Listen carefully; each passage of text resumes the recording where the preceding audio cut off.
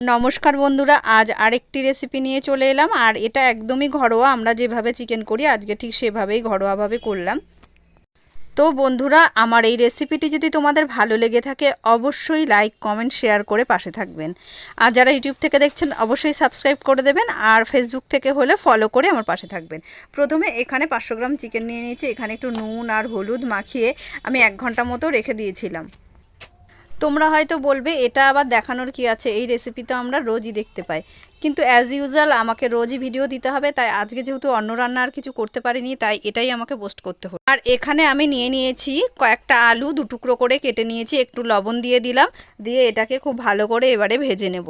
তো একদমই medium to high ফ্লেমে এটাকে ভেজে প্রায় 80% কিন্তু এখানে আলুটা সেদ্ধ হয়ে গেছে। এবার এই আলুটা তুলে নিয়ে এর মধ্যে আমি একটুখানি গোটা জিরে ফোড়ন দিয়ে দিলাম। গোটা জিরে ফোড়ন দেওয়ার পর এর মধ্যে দিয়ে দিলাম বেশ কয়েকটা পেঁয়াজ কুচি। এখানে আমি 250 গ্রাম মতো পেঁয়াজ কুচি নিয়ে নিয়েছি। আর পেঁয়াজের সঙ্গে আমি রসুন কুচিটাও দিয়ে দেবো, তাহলে রসুনের অনেক সময় কাঁচা গন্ধ থাকে, সেটা আর আসবে না। এবারে এর মধ্যে আমি অ্যাড করে দিলাম আদা বাটা, আর 1 চামচ মতো লবণও অ্যাড করে দিলাম।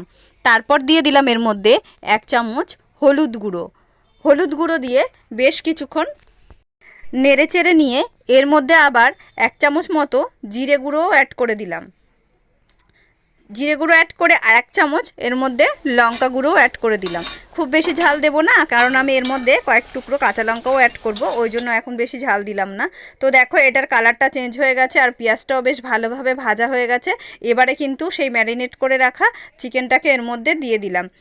চিকেনটাকে দিয়ে বেশ কিছুক্ষণ এটাকে নেড়েচেড়ে নিয়ে এর মধ্যে আমি চিকেনটাকে হাই ফ্লেমে খুব ভালো করে কষিয়ে নিতে হবে এখানে।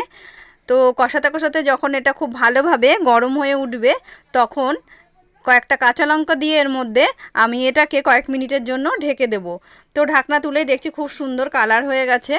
আর এর মধ্যে এবারে আলুটা অ্যাড করে দিলাম। আলুটা অ্যাড করে আবার কিছুক্ষণের জন্য আমি ঢেকে দিলাম। তো ঢেকে দেওয়ার পর ঢাকনা তুলে দেখছি বেশ মশলাটা ভালোভাবে কষানো হয়ে গেছে। তো আরেকটু হাই ফ্লেমে কষিয়ে নিয়ে আমি এর মধ্যে দিয়ে দিলাম কাজু বাদামের পেস্ট। তো এটাকে দিয়ে আরেকটু ভালো করে কষিয়ে নিয়ে আমি এর মধ্যে একটুখানি দিয়ে দিলাম সস। 1 চামচ মতো সস দিলাম, কারণ আমি এখানে টমেটো অ্যাড করিনি যেহেতু, সেই জন্য আমি একটু সসই দিয়ে দিলাম এর মধ্যে। তো এটাকে খুব ভালো করে আবার একটু কষিয়ে নিলাম। অলরেডি আমার কষানো কিন্তু প্রায় হয়েই এসছে, একটু জাস্ট নেড়েচেড়ে এর মধ্যে আমি হালকা করে গরম জল করে রেখেছিলাম। একদম ঠান্ডা জল আমি দিলাম না, কারণ এতে কিন্তু মানে যে কোনো তরকারির স্বাদটা নষ্ট হয়ে যায়। তো এর মধ্যে এবার আমি সেই হালকা গরম জলটা ঢেলে দিলাম। গরম জলটা ঢালার পর যখন জলটা খুব ভালোভাবে ফুটে উঠবে আর তখন কিন্তু গ্যাসের ফ্লেমটাকে হাই করে রাখতে হবে। তারপর এর মধ্যে আমি একটু শাহি গরম মশলা অ্যাড করে দিলাম, আর একটুখানি মিষ্টি না দিলেও হয়, অনেক সময় পেঁয়াজের জন্য কিন্তু মাংস মিষ্টি হয়ে যায়। তো একটুখানি মিষ্টি দিয়ে কিছুক্ষণ পর নামিয়ে নিলাম। আর দেখুন একদম কষা কষা হয়ে গেছে। আমি ঝোলটা